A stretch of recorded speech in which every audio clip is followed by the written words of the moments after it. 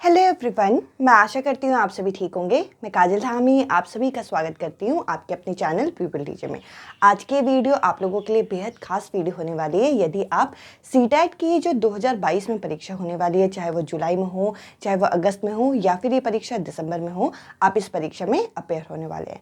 आज की इस वीडियो में मैं आपके साथ सीटेट परीक्षा के एग्जाम पैटर्न और सिलेबस को आपके साथ डिटेल में डिस्कस करूंगी कि पहले आपका एग्जाम पैटर्न किस तरीके का होता था और साथ ही साथ अब किस तरीके के आपके इस परीक्षा में चेंजेस आपको देखने को मिले हैं।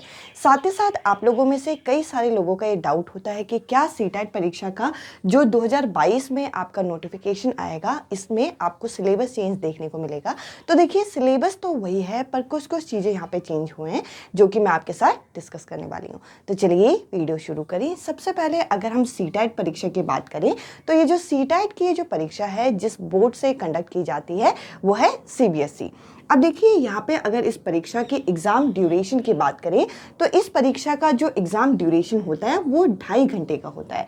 यानी कि आपके पास एक प्रश्न को करने के लिए 1 मिनट का समय होता है। अगर हम इसे मिनट में देखें तो आपके पास 150 मिनट का समय होता है। और यदि हम देखें कि कितने प्रश्न हमसे पूछे जाते हैं तो यहाँ पे हमसे 150 प्रश्न पूछे जाते हैं। इस हिसाब से हम कह सकते हैं कि एक प्रश्न को करने के लिए हमें 1 मिनट का समय दिया जाता है। इसके अलावा अगर हम बात करें, ये जो सीटेट की परीक्षा है, सीटेट की परीक्षा आपकी 2 अलग अलग स्तर में कंडक्ट की जाती है, पेपर 1 और पेपर 2 के रूप में। पेपर 1 जो होता है ये आपका फर्स्ट क्लास से लेकर 5th क्लास तक के टीचर के लिए होता है, 1st to 5th के लिए यानी कि प्राइमरी लेवल के लिए। और पेपर 2 जो होता है ये 6th to 8th यानी कि जूनियर लेवल के लिए कंडक्ट की जाने वाली परीक्षा है। अगर हम दोनों में अलग अलग तरीके से देखें तो पेपर 1 में आपके 5 अलग अलग पार्ट पूछे जाते हैं। ये पांचों पार्ट क्या हैं, जरा एक बार आप यहाँ पे देख लीजिए। देखिए, सबसे पहले हमसे यहाँ पे बाल विकास पूछा जाता है, सीडीपी, जिसके हमसे 30 क्वेश्चन यहाँ पे पूछे जाते हैं। इसके अलावा दूसरा जो विषय पूछा जाता है पेपर 1 में, अगर आप पेपर 1 देने वाले हैं और आप मैथ्स बैकग्राउंड से हैं या नहीं है, आपका यहाँ पे मैथ्स जो है एक कंपलसरी विषय हो जाएगा, जिसके 30 प्रश्न आएंगे, जिसमें से 15 आपके न्यूमेरिकल होंगे और 15 जो होगी शिक्षा शास्त्र यानी कि पैडागोजी होगी।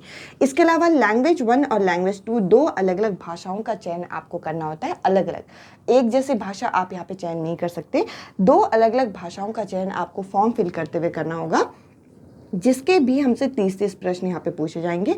और जो आखिरी विषय यहाँ पे पूछा जाता है, 5वां भाग जो है वो है यहाँ पे पर्यावरण अध्ययन, जिसमें क्लास 3rd से लेकर क्लास 6 तक के आपके पर्यावरण अध्ययन का जो कंटेंट है यहाँ पे पूछा जाता है।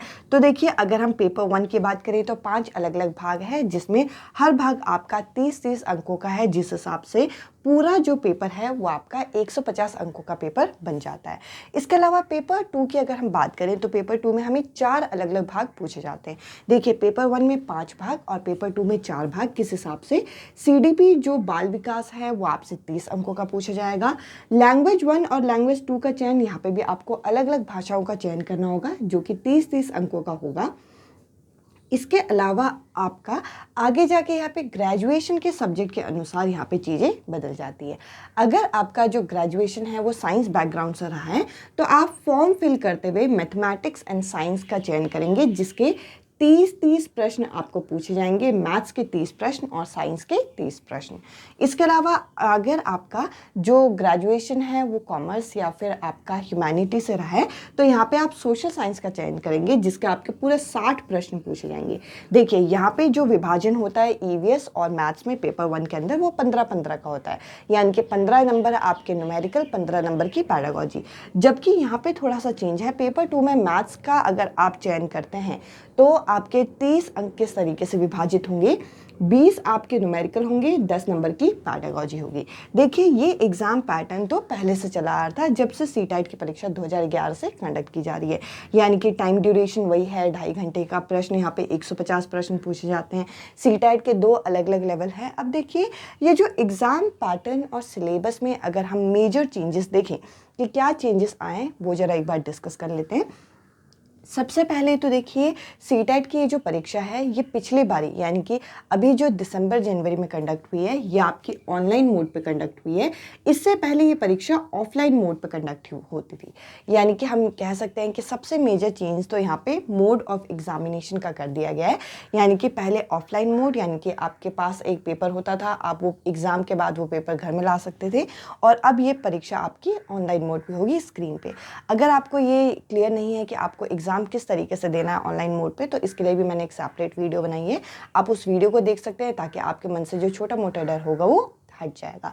इसके अलावा अगर हम पेपर की बात करें तो देखिए जब हम ऑफलाइन मोड पे ये पेपर देते थे तो हमारे पास एक क्वेश्चन पेपर होता था, और क्वेश्चन पेपर में जो आपका पर्टिकुलर क्वेश्चन है, कोई भी क्वेश्चन आपकी दो अलग अलग भाषा में होता था।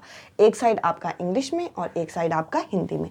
यानी कि हमारा जो पेपर होता था वो कैसा होता था, बाईलिंगुअल पेपर होता था। उसमें क्वेश्चन आपको इंग्लिश में भी दिखते थे और हिंदी में भी।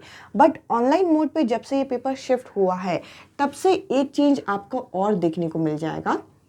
आपकी स्क्रीन में एक लैंग्वेज में एक क्वेश्चन एक टाइम में दिखेगा। इसको आसान भाषा में समझते हैं, जैसे कि अगर मैं सीडीपी का कोई प्रश्न कर रही हूँ, वो प्रश्न आपके सामने पहले इंग्लिश में आएगा। इंग्लिश में क्यों? क्योंकि अगर आपने इंग्लिश लैंग्वेज का चयन किया है, अगर आपको पढ़ते हुए वो क्वेश्चन इंग्लिश में ना समझ में आए तो आप वहाँ पे लैंग्वेज को चेंज कर सकते हैं। लैंग्वेज को चेंज करने के बाद वो क्वेश्चन आपको हिंदी में दिखने लग जाएगा।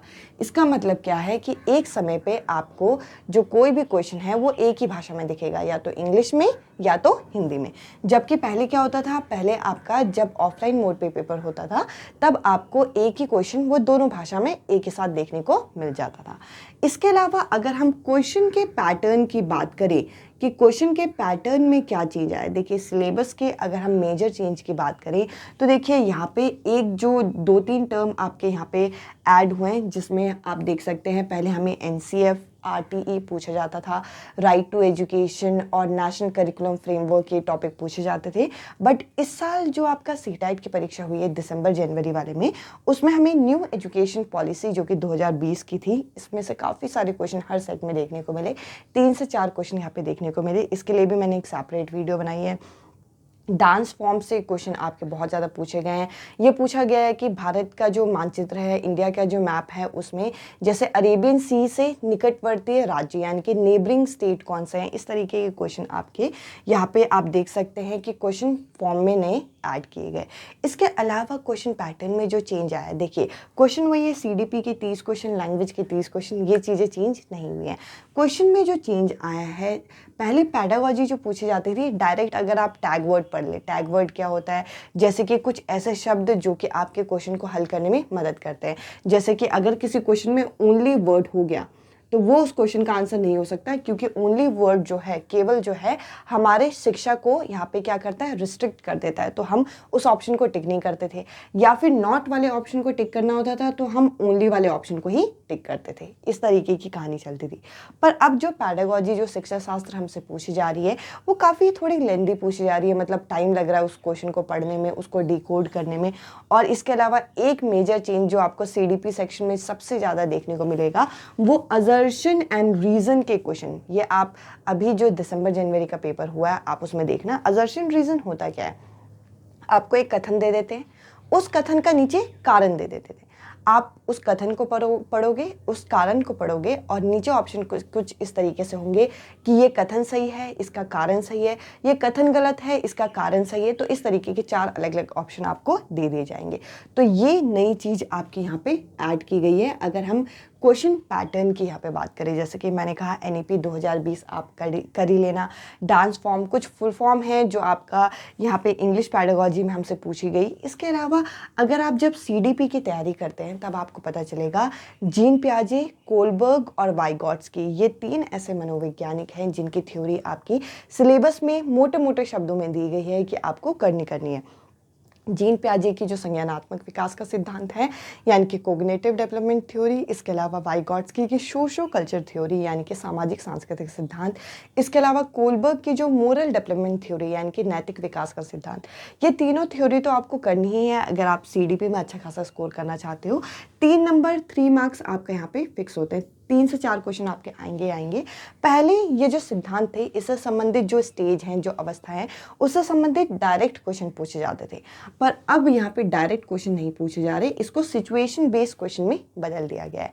जैसे कि अगर हम यहाँ पे कोलबर्ग के नैतिक विकास का सिद्धांत देखें, तो यहाँ पे सिचुएशन ऐसे दे दी गई कि एक बच्ची जो है वो अपने दोस्त से बोल रही है कि कल मैंने तुम्हारे साथ लंच शेयर किया था, तो तुम्हें आज मेरे साथ लंच शेयर करना चाहिए। तो देखिए यहाँ पे आपसे क्वेश्चन पूछा जाएगा कि ये जो बच्ची है अभी नैतिक विकास के सिद्धांत के अनुसार, कोलबर्ग के नैतिक विकास के सिद्धांत के अनुसार अभी कौन सी अवस्था में, कौन सी स्टेज में। तो इस तरीके के सिचुएशन बेस्ड क्वेश्चन यहाँ पे पूछे गए। ये आपको मेजर चेंजेस यहाँ पे जो नया आपका सीटेट का पैटर्न बना है, नया तो क्या, पहले वाले पैटर्न को थोड़ा सा जो रिवाइज किया गया है उसमें ये चीज़ ऐड की गई है। आई होप ये वीडियो आपकी तैयारी में, आपको तैयारी किस तरीके से करनी है, आप लोगों को मदद करेगी। जैसे कि मैंने कहा, सिलेबस वही है, बस थोड़े से 1-2 टॉपिक का मॉडिफिकेशन है। एग्ज़ाम पैटर्न में जो मेजर चेंजेस हैं वो मैंने आपके साथ डिस्कस कर दिए हैं। आई होप ये वीडियो आप लोगों के लिए इंफॉर्मेटिव रही हो। इसके अलावा जैसे ही नोटिफिकेशन आती है, चाहे मई में आए, चाहे आपकी ये परीक्षा आपकी थोड़ी आगे खिसक के थोड़ा आगे जाए ये नोटिफिकेशन, जैसे ही नोटिफिकेशन आती है मैं आप लोगों के इस चैनल पर तैयारी शुरू कर दूँगी। आज के इस वीडियो में इतना ही। आप चाहें तो मेरे साथ मेरे टेलीग्राम ग्रुप पर जुड़ सकते हैं, जिसका लिंक आप लोगों को डिस्क्रिप्शन में मिल जाएगा। इस वीडियो में इतना ही। अब मैं आपसे मिलती हूँ अगली वीडियो में अगले टॉपिक के साथ। Bye bye, take care.